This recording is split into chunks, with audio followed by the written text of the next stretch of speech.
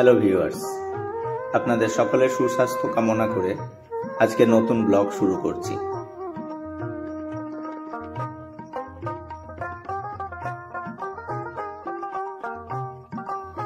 বন্ধুরা, এখন আমি এই রাস্তা ধরে শান্তিপুর বেলেডাঙ্গা মোড় থেকে বাতকুল্লার উদ্দেশ্যে রওনা দিয়েছি।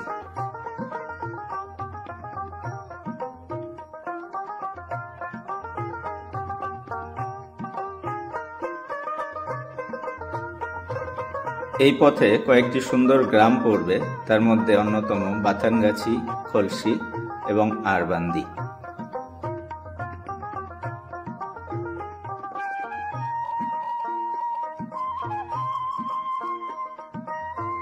আমার আজকের গন্তব্য নদিয়া ভীমপুরে অবস্থিত কদমখালিতে শ্মশানকালী মন্দির। খুব সুন্দর জায়গায় নদীর ধারে এই মন্দিরটি অবস্থিত। আপনাদের সেই মন্দিরটি আমি দেখাবো। তো চলুন আপনারা আমার সঙ্গে এই সুন্দর গ্রাম্য পথ ধরে আমরা এগিয়ে যাই।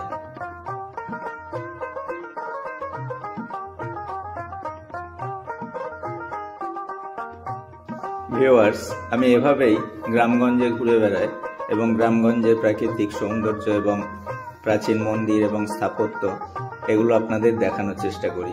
যদি আমার কন্টেন্টগুলো আপনাদের পছন্দ হয় তাহলে প্লিজ আমার চ্যানেলটাকে সাবস্ক্রাইব করে দেবেন, আর লাইক, কমেন্ট এবং শেয়ার করে আমাকে উৎসাহিত করবেন। ধন্যবাদ বন্ধুরা, দেখতে থাকুন এই রাস্তার দুপাশের সুন্দর গ্রাম্য পরিবেশ।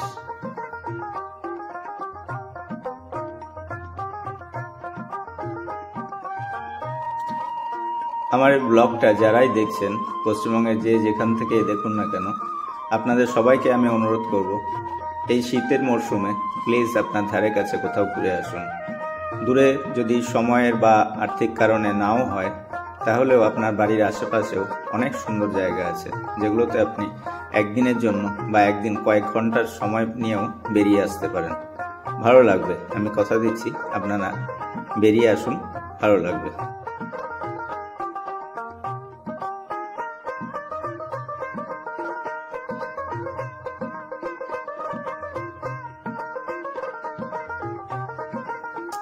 আর নিতান্তই যদি সময়ের কারণে আপনারা বেরোতে না পারেন, তাহলে নিয়মিতভাবে আমার ব্লগগুলো খেয়াল করুন। আমার ব্লগেই আপনি এই পশ্চিমবঙ্গের বিভিন্ন গ্রামে ঘুরে আসতে পারবেন। ধন্যবাদ বন্ধুরা।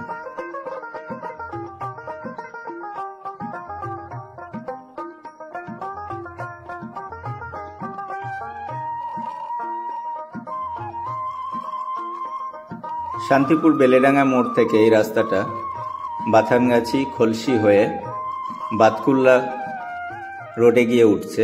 বাতকুল্লা রোড অর্থাৎ কৃষ্ণনগর রানাঘাট যে রোডটা, সেই রোডে গিয়ে উঠবে।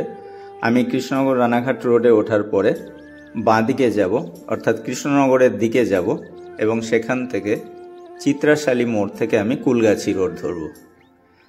কুলগাছি রোড ধরে যাওয়ার সময় রাস্তার বাঁ হাতে এই অপরূপ দৃশ্য দেখে দাঁড়িয়ে পড়লাম আপনাদের দেখানোর জন্য।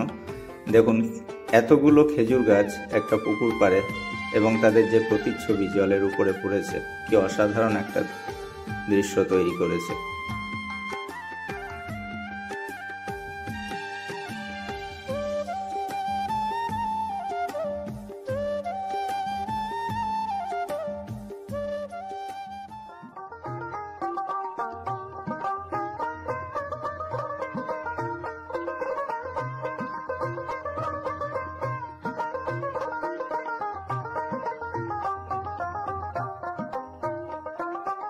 ভিউয়ার্স, এখন আমি কুলগাছি রোড ধরে চিত্রাশালীর উদ্দেশ্যে যাচ্ছি। দুপাশে দেখুন চাষের জমি এবং মাঝখান দিয়ে সুন্দর রাস্তা একটা অসাধারণ পরিবেশ তৈরি করেছে, এবং যেদিকেই তাকান সেদিকেই সর্ষে ক্ষেতগুলো একদম হলুদ হয়ে রয়েছে। এই অঞ্চলগুলো মাঝদিয়া এবং কুলগাছি, আসাননগর, ভীমপুর, নদিয়ার এই অঞ্চলগুলো খেজুরের গুড়ের জন্য খুবই বিখ্যাত। তাই এখানে রাস্তার দুপাশে বা জমির আল বরাবর প্রচুর খেজুরের গাছ দেখতে পাবেন।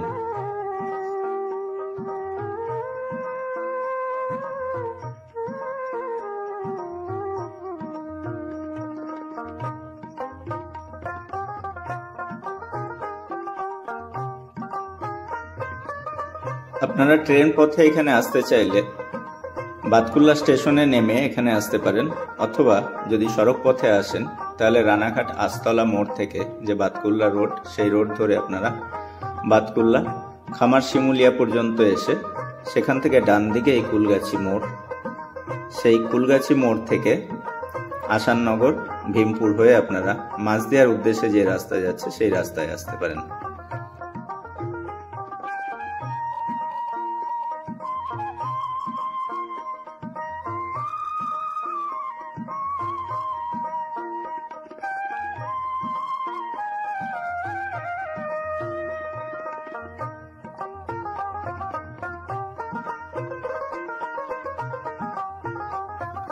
চিত্রাশালী থেকে কুলগাছি আসার পরে আমরা কৃষ্ণনগর মাঝদিয়া রোড পাব। সেখান থেকে ডান দিকে আমরা আসছি আসাননগরের দিকে। আসাননগরে আসার পথে মাঝে ঝাউতলা বলে একটা জায়গা পড়বে, তারপরে আসাননগর, তারপরে ভীমপুর।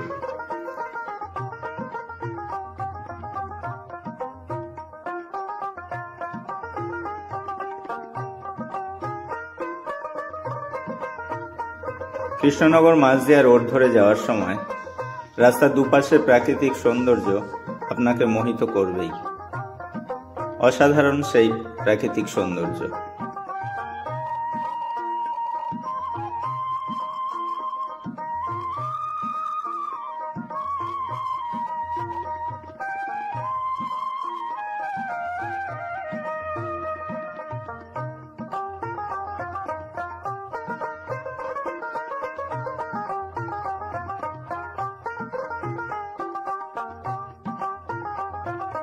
ভিউয়ার্স, বাঁদিকে যে মাইল ফলকটি দেখা যাচ্ছে সেটি খেয়াল করুন। মাঝদিয়া কত কিলোমিটার সেটি দেখাচ্ছে। মাঝদিয়া এখান থেকে প্রায় 14 কিলোমিটার দূরত্ব। এই জায়গাটার নাম ঝাউতলা। এখানে একটু বিশ্রাম নেওয়ার জন্য দাঁড়ালাম। দেখুন কি অসাধারণ লোকেশন।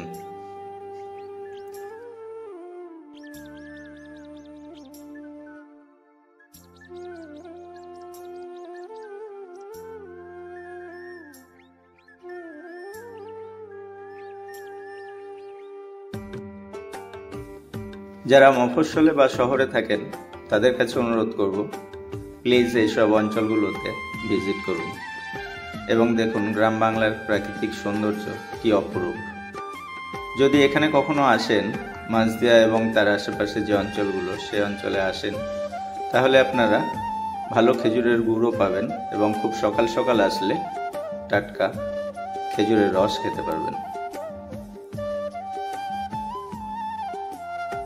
ভিউয়ার্স, এখন আমি পৌঁছে গিয়েছি নদিয়ার ভীমপুরের কদমখালিতে। ওই দূরে যে মন্দিরটি দেখতে পাচ্ছেন সেটি ভীমপুর শ্মশানকালী মন্দির। এই শ্মশানকালী মন্দির চত্বর এবং তার পাশের স্কুল মাঠে প্রতি বছর এখানে লালন মেলা অনুষ্ঠিত হয়। প্রতি বছর শীতকালে 4 দিনের জন্য এই মেলাটি হয়। তবে এবছরে যে মেলাটি সেটি গত কিছুদিন আগেই শেষ হয়ে গিয়েছে। আপনারা যদি কখনো লালন মেলাতে আসতে চান তাহলে আগে থেকে একটু খোঁজ নেবেন যে কোন তারিখ থেকে হচ্ছে। তবে কার্তিক মাসের 1 তারিখে লালন শাহের জন্মদিন উপলক্ষেও এখানে একটা মেলা হয়।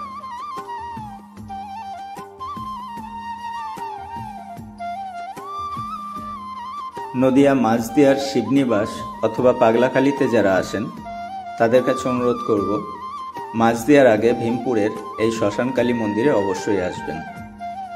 মন্দিরের বাঁদিকে দেখুন, এখন আপনারা দেখতে পাচ্ছেন একটি ছোট নদী। স্থানীয় মানুষের কাছে শুনলাম এটির নাম ঝড় নদী। এটি পলদা নদীরই একটি অংশ।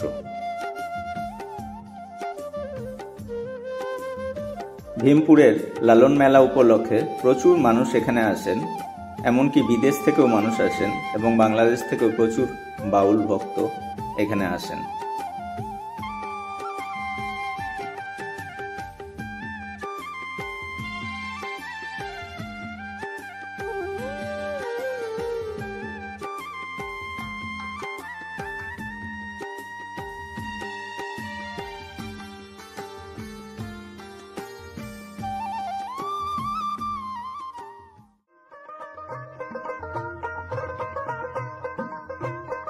ভিউয়ার্স, এখন আমি কৃষ্ণনগর মাঝদিয়া রোডের উপরে শাকদা মোড় থেকে বাঁদিকে এই রাস্তাটা শাকদাহ পাগলাখালী রোড, এই রাস্তা ধরে আমি এগোচ্ছি। আমার উদ্দেশ্য গাটরা একটা পঞ্চায়েত অঞ্চল কৃষ্ণগঞ্জের, সেখানে বনবিবিতলা বলে একটা খুব সুন্দর জায়গা আছে, সেটা আপনাদেরকে দেখাবো। তবে এই এপিসোডটা অলরেডি অনেক বড় হয়ে গিয়েছে, তাই বনবিবিতলা আপনাদেরকে আগামী এপিসোডে দেখাবো। আপনারা দেখতে থাকুন। গাটরার উদ্দেশ্যে আমি যাচ্ছি এবং পলদা নদী ধার দিয়ে আমি যাব।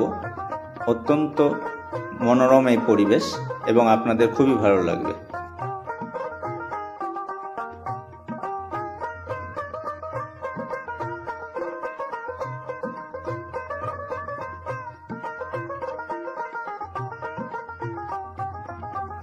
এই মুহূর্তে আমি শাকদাহ পাগলাখালী রোড ছেড়ে বাঁদিকে গাটরার উদ্দেশ্যে প্রবেশ করলাম।